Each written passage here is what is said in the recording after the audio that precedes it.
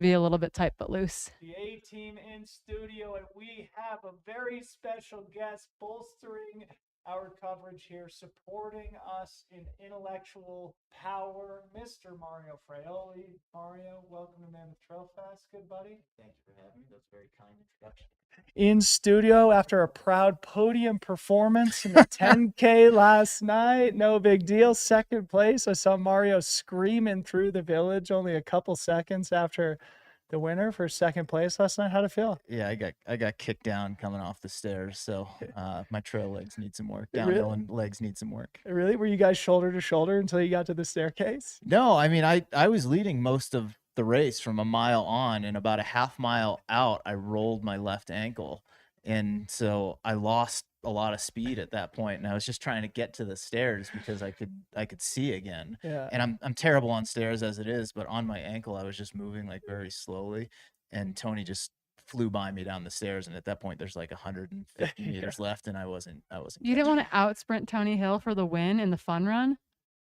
I mean, if I had a solid ankle, I think I would have been fine. But I mean, to be fair, on the start line, Mara's like, I'm just here to make sure I don't mess up my ankle and have a good time. and what did I do? I messed up my ankle. I still had a good time though. You So jinxed yourself. yeah, but I still had a great time. It's been awesome to see this event, the Mammoth Trail Fest, just really grow over the last 3 years. I was here for the inaugural edition in 2022. I wasn't able to make it last year, but the addition of the 10K, just the excitement around this event, Golden Trail Series tomorrow, like the US finale. I mean, it's been super cool to see how much this has grown just in the last few years. I want to build off that in just a second, but for our audience, before we go too deep, the purpose of tonight's show is to do some trailgating for tomorrow. The Golden Trail World Series returns to the Mammoth Trail Fest. The 26K kicks off at 9:40 a.m. for the women, 10 a.m. for the men. It is packed with some of the best athletes globally. The sub-ultra distance category is exploding around the world. We're going to talk about that a little bit, but that's the purpose of today's show, to build the anticipation for the action tomorrow. That will be hosted on a different YouTube channel. We'll talk about that a little later on in our programming. But building off what you were just talking about, Mario, one of the things you and I talked about recently, I mean, in addition to being a great podcaster, newsletter writer, media personality yourself, running intellectual, one of my most, sought after opinion havers in the space. You're also the coach, long-term friend and mentor for Tim Tollefson, the race director here. And you and I had a conversation recently about how you had recently come to appreciate his personal creativity.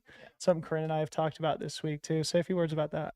Yeah, well, I mean, this entire event, I think, is a manifestation of his creativity because it didn't exist a few years ago, and he wanted to make it happen. And every year, it's built upon itself, from the branding to bringing in more people and sponsorship, and the stuff that he's doing with like just the stickers and the patches going on everyone's shirt. I mean, he made a sweater for his dog who's walking around with the Mammoth Trail Fest, almost said Track Fest, Trail Fest sweater, and I mean, from the bibs, just like the bib last night. I mean, that was one of the coolest bibs I've ever seen. It had like the little number here and just, some artwork on it. And I know that Tim's having a lot of fun with that. And this just feels like, something that he was meant to be doing, and now he's doing it, and he's doing a hell of a job.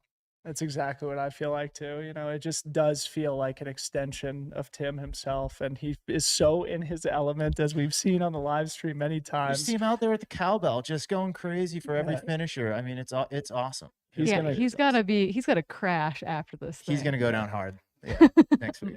Mario's like, we're all the training next week is just like nap. Yeah. Yeah, I mean, he's he's been laying pretty low since UTMB anyway. Unfortunately, he had to pull out of that one early with an injury. But kind of worked out well with this coming up.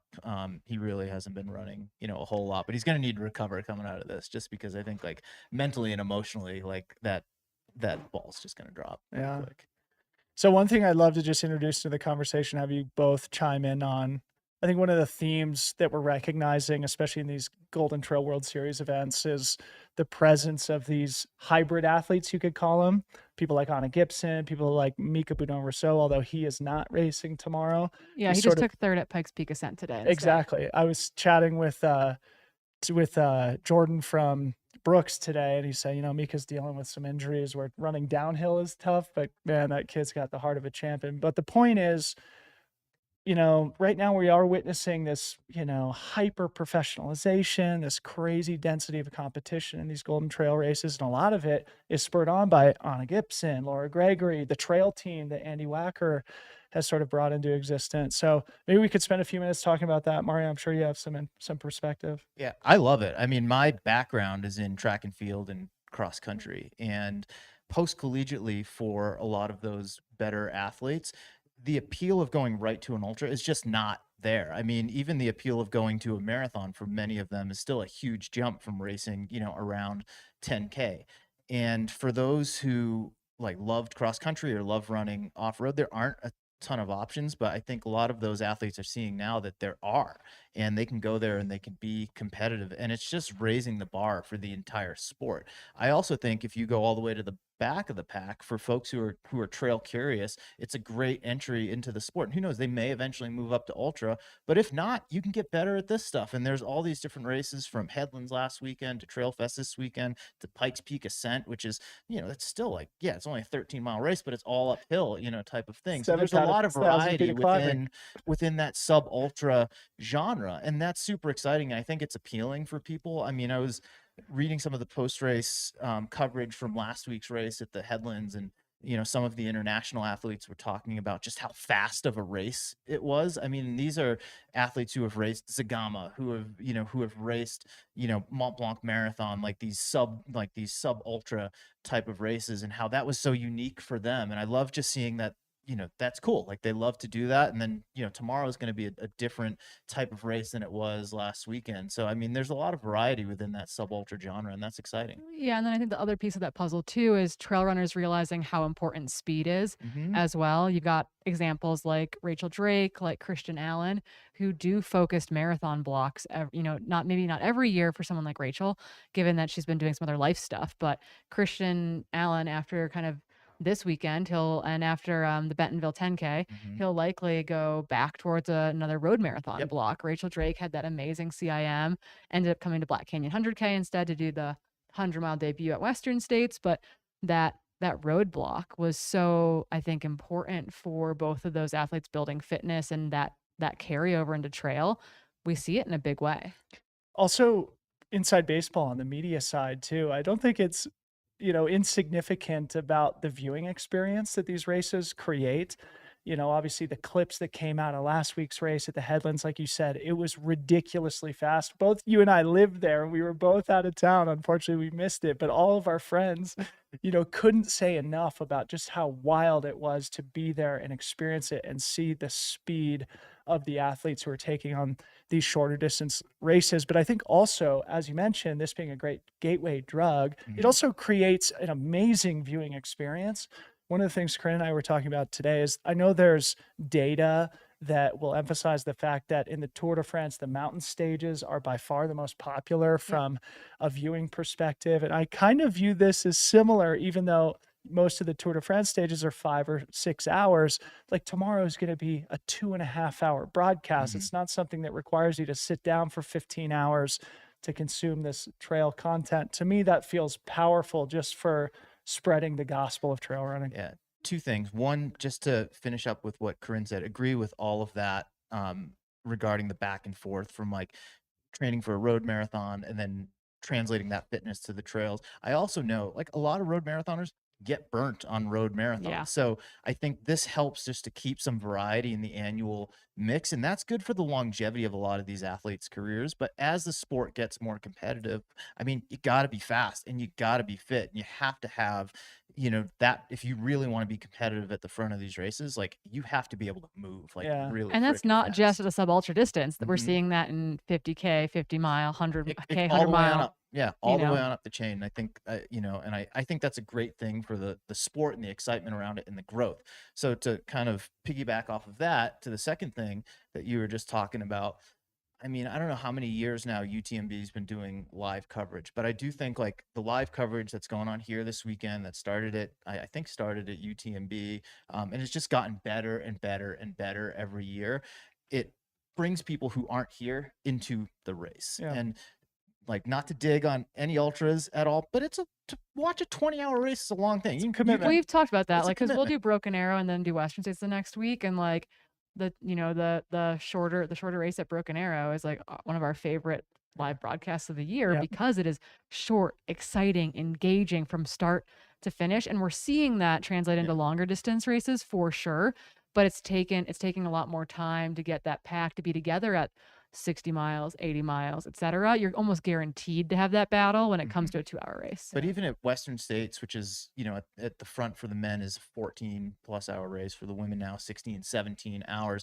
If you're a viewer, I'm going to guess like most people aren't sitting there for 14, 15, 17 hours straight watching everything that's happened, waiting. They're going to go take a nap, get on with their day, come back and see if there was any movement.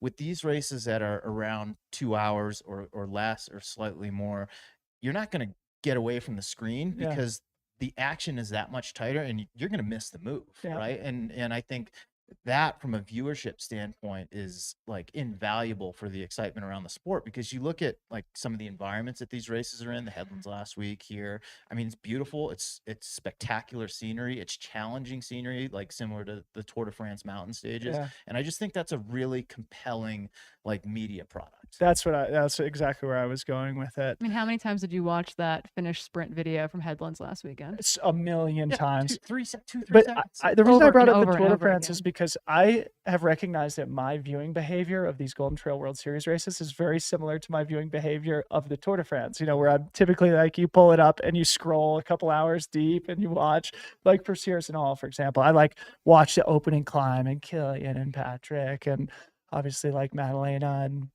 the front of the women's race.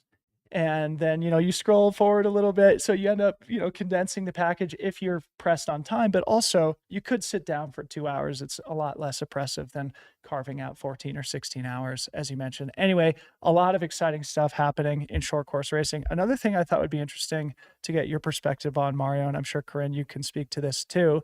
Mario, of course, we know that you're very well versed in the world of track and field, the road marathon. One of the things that we're seeing, especially this year, is the advent of African athletes really dominating here in the Golden Trail World Series. Right now, the top 3 men are Morocco, Kenya in the world rankings. On the women's side, I think it's Kenya, Switzerland, Romania at this point. Anyway, 2 Europeans, 4 Africans in the top 6 between men and women. Very, very interesting. Comments? Finally, people have been saying for years, just wait till some of the faster African marathoners get over and start racing some trails. We're starting to see more and more of it. I think we'll continue to over the next few years. I mean, look, the world of road racing and marathoning, it's a tough way to really make a living and stand out and be competitive. And I think as more opportunities develop for those folks wherever they're from, it's only again going to elevate the sport and the excitement around it, and we've seen it this season, I think more so than ever, but I don't think that's going to stop anytime soon. And we saw our first, I think, African athlete really step up into like a 55K at OCC this year with Sammy Schlengent making the move there, having done a qualifier earlier in the year. And so it's like, I'm curious. I want to see that extension happen. But the cool thing is that right alongside that, we're seeing a swell of athletes out of China. We're seeing an increase in performance in athletes coming out of South America. So really the globalization of the sport is, I think, critical for its success and critical for us to be able to really say like, yeah, this person's the greatest of all time, because we have everyone. We're like slowly starting to have everyone here. Yeah. And I think like, with like the coverage you guys are doing here this week and just more coverage on the sport, that makes it more appealing for sponsors. That makes it more likely that they're going to look broader in terms of like increasing their the size of their athlete team and the diversity of their athlete team. And I think this is like, long term, this is a very, very good thing for the sport.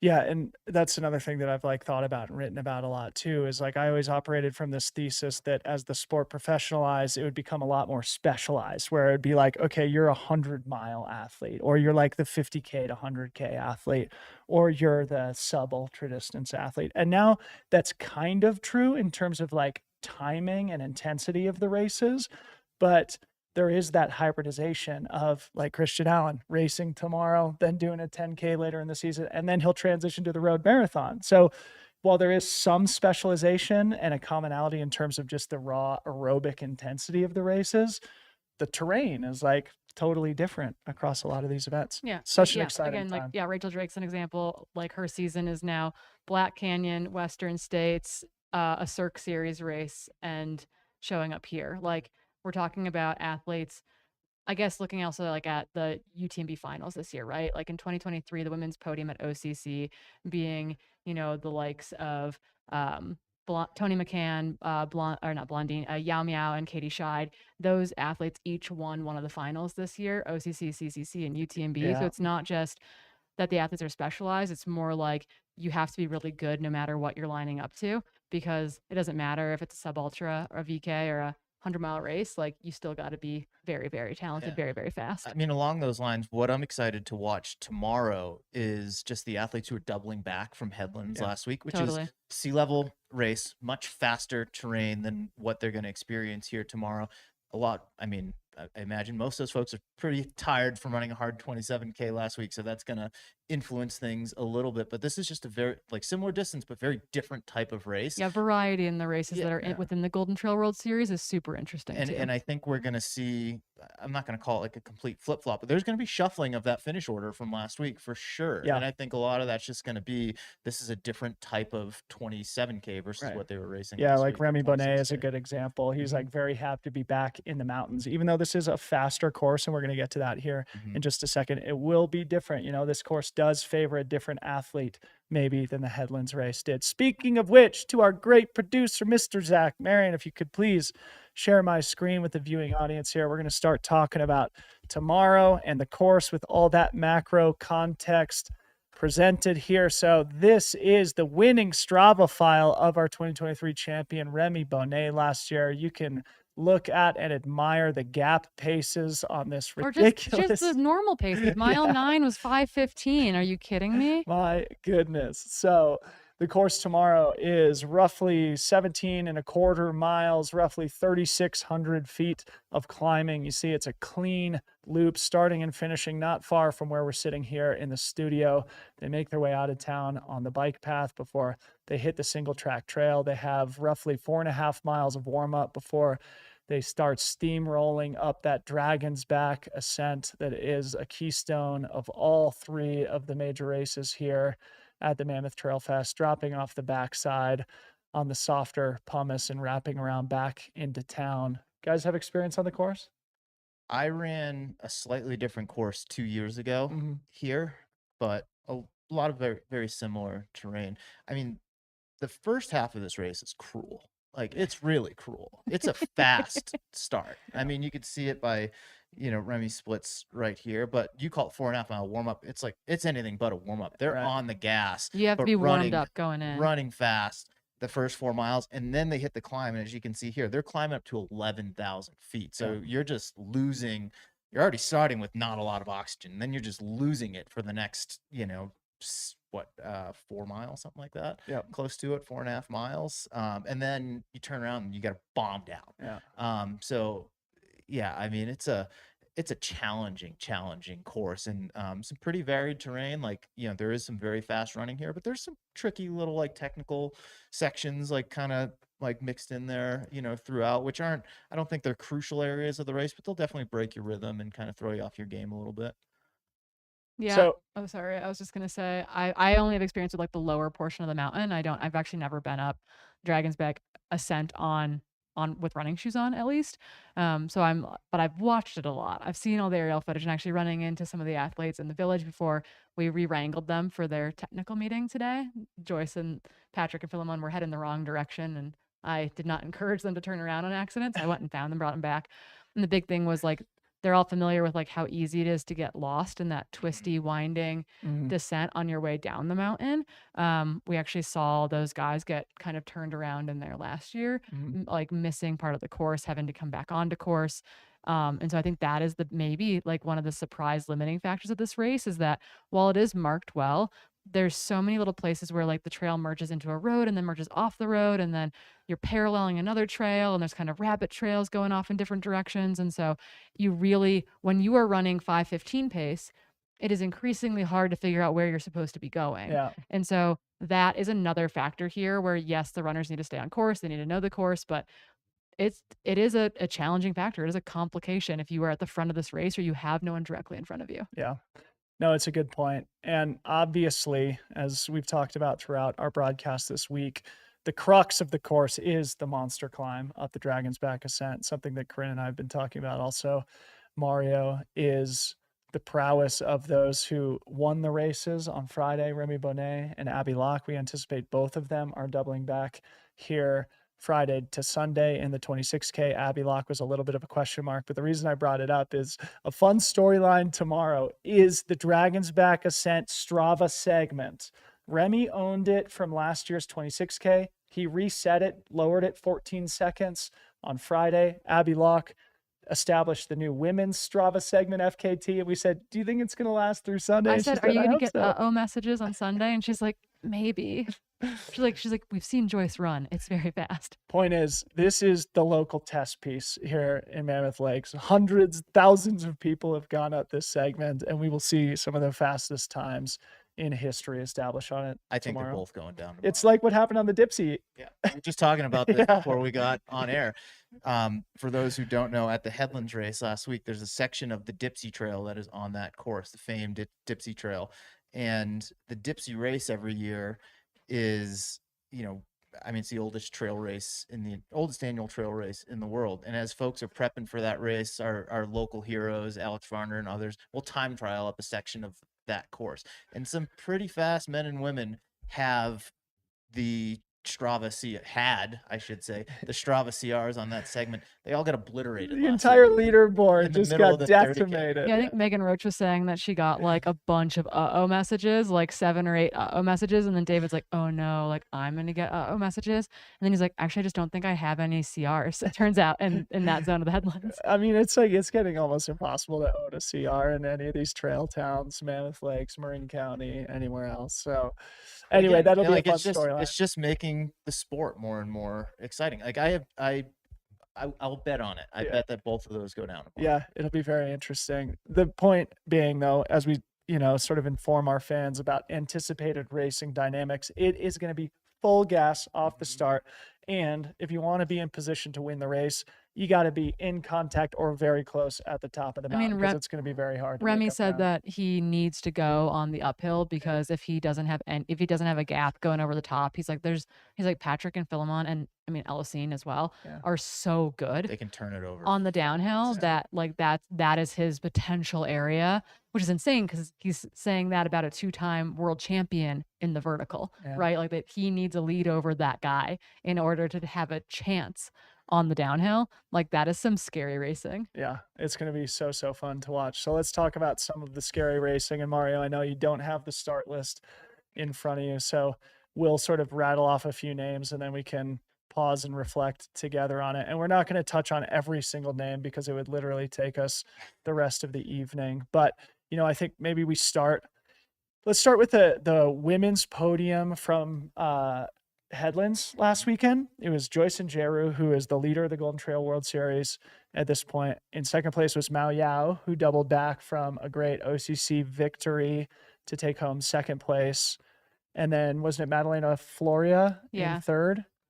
That order might be wrong, but yeah, Madalena was on the podium as well last weekend. So I'm a little bit off on that. I also wanted to just mention Lauren Gregory. No, Lauren Gregory was third. It was Joyce, Madalena, Lauren Gregory. Okay. Yao Miao was like 8th, I want to say. Okay, so excuse me, but I wanted to mention Lauren. That's where I was going anyway, because, it just goes back to what we were just talking about. She was sort of part of that trail team contingent. She was top American here, ran collegiately at University of Arkansas. Obviously, Joyce made the 5K final at Olympic trials this past summer. So another good example of these hybrid athletes. Yep. Yeah. And Joyce and Jeru, Corinne, we got to witness her dominate Broken Arrow. We got to say, hey, this is the race director for Mammoth. And she looked at Tim with wide eyes and was like so excited. Yeah. So anyway, I would say Joyce comes in as our favorite here on the women's side. Madalena Flora is also in contention there for the Golden Trail World Series top rankings. Ran super well here. If we look at last year's podium, right, that included Madalena Flori, Danny Moreno, who's not racing, and Judith Wider. I do think Madalena does really well at altitude. She spends a lot of time over in Africa training at altitude. She had a slow start to her season coming into the Golden Trail World Series later in the year, didn't race the opening races. So I do think that she's probably in a good spot as far as freshness goes. She hasn't had this big intense season, and she just really seems to do well at higher elevations. And knows this course really well too. Yeah, ran well which- here last Yeah, year. which I think is a huge advantage over those who haven't run it before. Yeah, but you got to have leg speed. So included in that mix too, a Swiss athlete that I do not know super well, who ended up finishing fifth at Headlands last weekend, Oria Leitzi of Switzerland, is in that mix. I mean, we'd be remiss to not mention Anna Gibson. Yep. Being there, Ali Ostrander, who's working her way up in the field, and then I'm biased in my American drivel here, but Rachel Drake is here this weekend as well, and I am. It's really hard to vote against her, you know? Seriously. Like, Another I just fast marathoner, like super fast marathoner, but awesome on the trails. and also, like, wanting to see how she rebounded, obviously, from post-Western State stuff, and she put together that amazing performance at the Alta Cirque Cirque Series Series. race. So it's like it's very Which much was the looking U.S. at- mountain running champs, wasn't it? Or was that a different one? I think it was a different one. Okay. But super strong, independent of that. Incredibly strong. And you have to remember, while she's been racing a little bit longer, more recently, in kind of coming back from having Lou, and then before having Lou, she raced predominantly on the Golden Trail World Series. So this isn't foreign terrain for her. She's not some 100-mile, long-time athlete who's dropping down in distance. Like, this is kind of her bread and butter historically. 2.25, 2.5 hour race. I like her a lot. And that's what this is going to be tomorrow. Amazing. Yeah, it's funny. Anna Gibson, she posted about being semi-disappointed with her seventh place performance at the Headlands. I Yeah. think she was fourth here last year. Yeah, and you've got to remember too that for her, the Headlands is becoming kind of her home turf. She's Yeah. been living in the Bay Area, living basically on those trails, living in Mill Valley for the last 6 months. She knows that zone super well. I think that she definitely wanted to be more in the mix, probably wanted to be top American there, and found herself kind of fighting it out in the back part of the top 10. You had someone like Yao Miao, who started slower and ended up moving her way past Anna Gibson, finishing in 6th ultimately. So I think Anna didn't get to hold the terrain she wanted to in that race, and so I'm assuming that she's hoping to do well here. Obviously, she used to live, is from Jackson, Wyoming, so has spent a lot of time at altitude, but hasn't spent a lot of time at altitude this summer. So that's probably the biggest, maybe, tipping point here, is how will she feel on the upper part of this course, but has the leg speed to perform incredibly well. Do we know if Caitlin Fielder's here? Is she on our start list? Yeah, she's on the start list. There's a couple of And athletes I don't who think Claire Rhodes is here. I don't know that Caitlin Field is here. Jade Bellsberg is probably the most other notable scratch in that mix. If that is true. Someone I ran into in the airport, another American, would be Tabor Hemming, I was just going to mention. who led OCC, ran a great broken arrow. She's been dealing with a bulge disc all summer, which has been definitely a bummer, but lives at altitude. If someone can throw down here, she pushed Joyce at Broken Arrow. Like, that was really cool to see. Joyce turned around and was like, gosh darn it. Yeah. Had to You're run still away from here. her. So I think that Tabor could very well be in that mix. I think she was very disappointed from having to pull out of OCC because she knew she was in the mix there late in the race. So obviously that's disappointing, but a great place to build motivation to springboard here into the 27K, the type of racing distance and terrain where Tabor Hemming has made an amazing name for herself. Again, we're not going to go through every single one of these athletes, but just touching on a few of the highlights and the storyline. Transitioning to the men, maybe we start with a couple of the notable scratches. Francesco Pupi just won a race in Slovenia, beating Hayden Hawks in a 50-kilometer race. Francesco has really established himself as one of, if not the best 50-kilometer runners in the world right now. We will miss him on the start line this weekend. Also, Mika Bedone-Rousseau, we just talked about. He ran Pikes Peak Ascent today, not feeling healthy enough to charge the downhills with this world-class crew. So hope Mika continues to heal up and head in the right direction, because he had such an interesting and aggressive element, I feel like, to every field he enters. Notwithstanding those two notable scratches, this is one for the ages here. Maybe we start with the crew that is becoming known as the Fantastic Four. That is El Hussein El Azawi, Patrick Kipneno, Philemon Kiriago, and of course, Remy Bonnet, our defending champion. Corrine, you want to get us started on the Fantastic Four? I mean, it's been their season to lose. Each of those men have performed incredibly well. In particular, Elocene, I think, has been really on top of his game, bringing home big wins, taking home like some cool sprint finishes.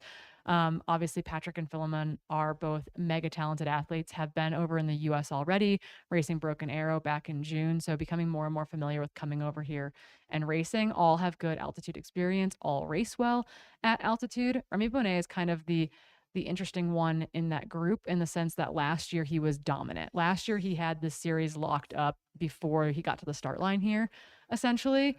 This year he came off of skis and seemed to be a little bit of a struggle. Like didn't start the season early, which I think was good. Like held off a little bit before he didn't jump into any of the Asian races, for example. But Marathon du Mont Blanc didn't go his way. He then had to qualify for OCC the following weekend at a race in Corsica, because they had granted him an extension. That went well. So it feels like OCC didn't go well. Obviously, the Mount Tam climb went great. Headlands went okay, but it's one of those things where it's like the Remy that we've seen in past years, who's been so insanely dominant, hasn't been the Remy that we've seen over the 27 to 40K distance this year. Yep. And so I think of that four, Philemon, Patrick, and Elocene are probably, the favorites for those podiums, with Remy obviously putting on an amazing performance on Friday, but how does that translate to putting together the entire 26K? I think one of the stories of Headlands was the fact that it really was the Fantastic Four. Of course, we saw that incredible closing clip of El Hussein El Azawi battling it out with Philemon Curiago, who for the second time this season finished second, only 2 seconds behind the winner. Of course, he did the same just behind the great Kilian Jornet at Sierras and all. But of course, he didn't make the clip, but only 30 seconds behind those first two was Patrick Kipneno, who's having a Trail Runner of the Year type season this year, a 2-time vertical world champ. And then Remy Bonnet was only just under 2 minutes behind Patrick. So it was 2 minutes, 31 seconds that separated the Fantastic Four in first through fourth last weekend. And then it was a full 4 minutes back to Christian Allen, who was in fifth. Maybe we spend a couple minutes on Christian Allen. This kid has swag, confidence, boldness. A great haircut, a good mustache. Amazing. His wife got second in the Dragon's Back Ascent. A big family. He's a father of 3. So mega talented. Mega talented. We called him as the Rookie of the Year a year or 2 ago, and it was a good pick by us. Yep. We can pat ourselves on the back a little bit for saying, hey, this guy's going somewhere. But I mean, yeah, you see, okay, 4 minutes back from that group, but he also led OCC. He took it out really, really hard, did not have his day, ended up pulling out of the race. I think when Christian nails it, it's going to be spectacular. Yeah. Is that going to be this weekend? I'm not sure, but he is someone, again, who altitude I think is going to be favorable for him, and we know he has the leg speed, but we can say that, but it's not necessarily he's got better leg speed than any of the 4 men in front of him. Right. I don't know that he does, but I think if he sticks his nose in it and he's there at the top of the climb, that's going to give him a lot of confidence. Yes. And then there's 9 miles of pretty ripping downhill. And at that point, it's like people are tired. You can have leg speed, but you're not fresh either. And I think if he goes into the descent with confidence, watch out. I think he trains a lot with that Ice Stone crew. You want to enlighten the audience about the prowess of that training group in Utah? So Ed Eyestone coaches Connor Mance and Clayton Young, who just ran the Olympic marathon in Paris for the U.S. Both of them ran just off of their PR. Ed Eyestone's a 2-time Olympian himself. He's now coaching Kira D'Amato. He has a growing professional group of very fast marathoners. Those guys can move. They got to turn it over. Those folks are on the same level as the Kenyan guys here at this race. So, I mean, I think he knows if he can hang with Connor and Clayton, why can't he hang with these other guys? Yeah. It reminds me, Eli relayed a story from OCC, Eli Hemming, who won OCC, the 50K World Final of the UTMB World Series.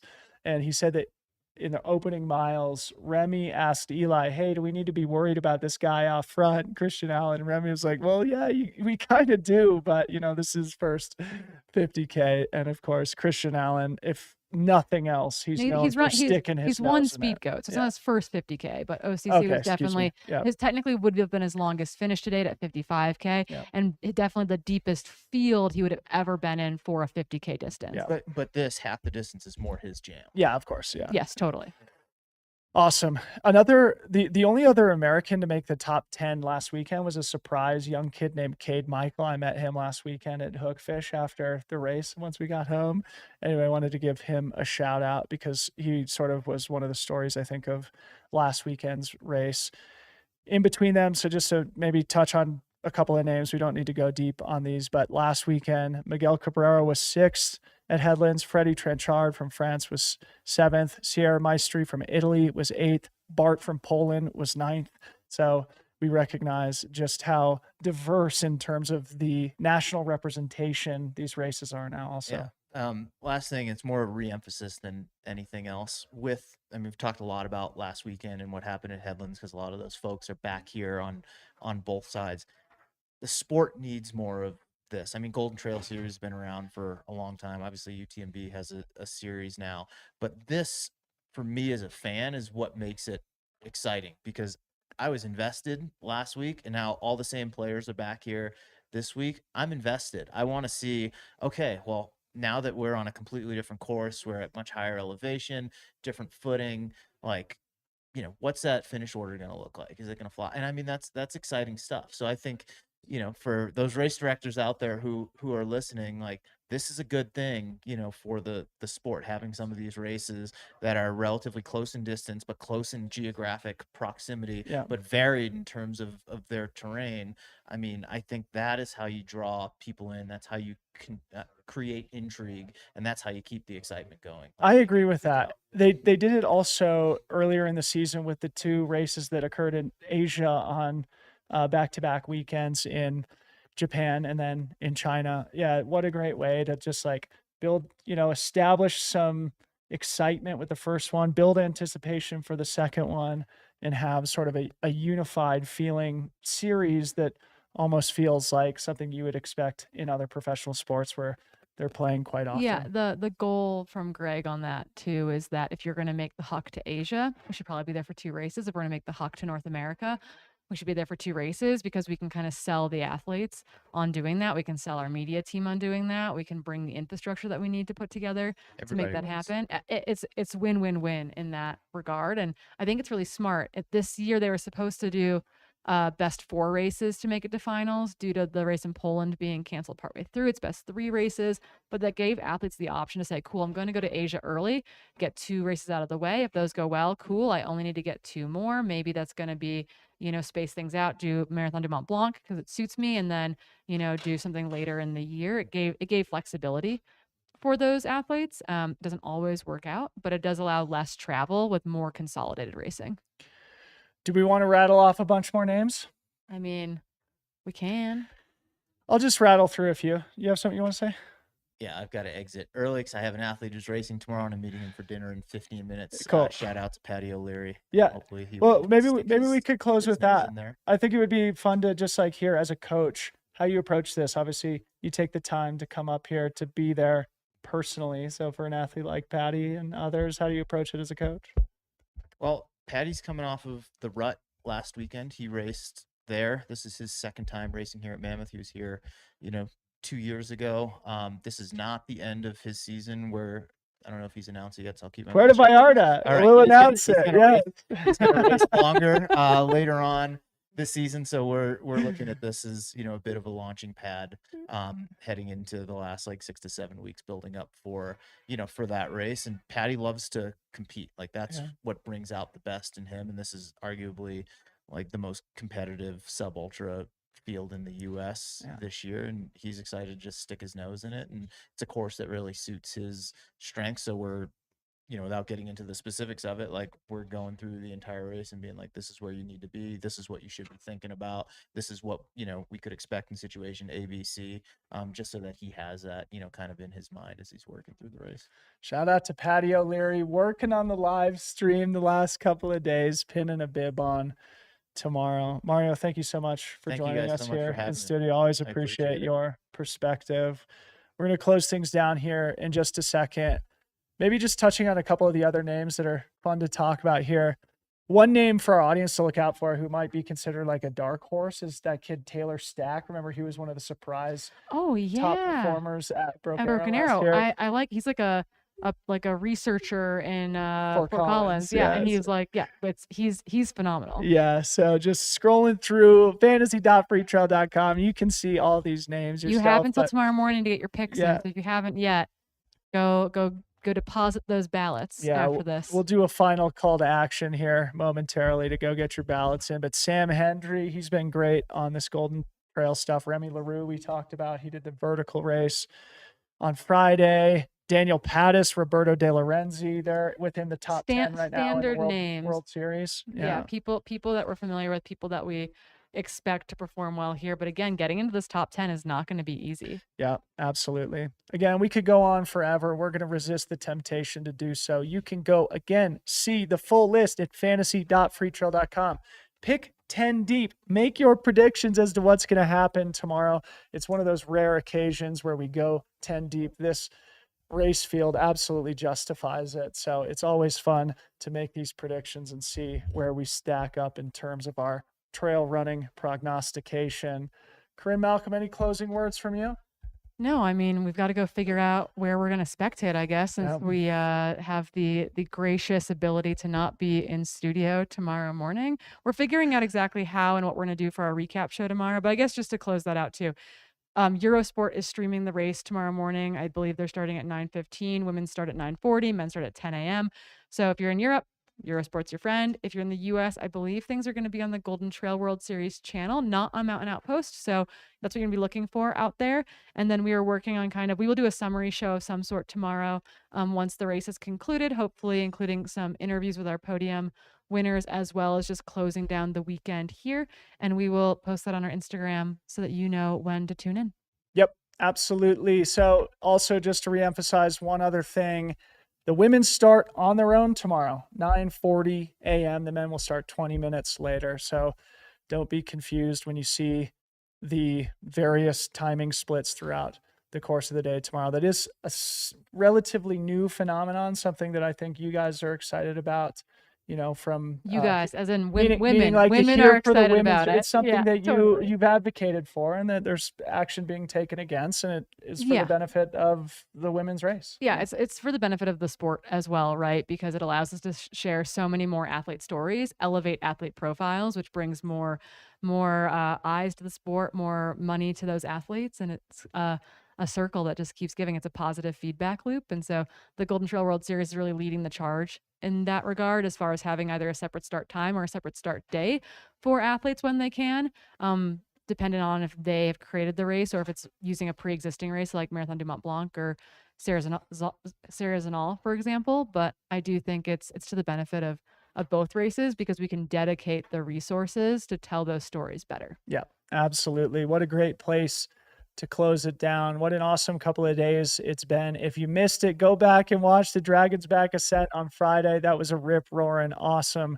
race. We also did a fun recap show that evening with some of the funnest interviews we've ever done on one of these trailgatings. Of course, the 50K was today. At the end of that broadcast, we did all the podium interviews, so you can go back and watch some of those as well. And again, tomorrow, 9:15 a.m. Pacific time is when the action starts, or at least that's when they're going to go live. Women will start at 9:40. Can't wait. Mammoth Trail Fest, day 3 starts tomorrow. For Corrine, Malcolm, and the Mountain Outpost crew behind the scenes, smash that subscribe button before you go. I'm Debo. We'll see you tomorrow. Peace out. Bye.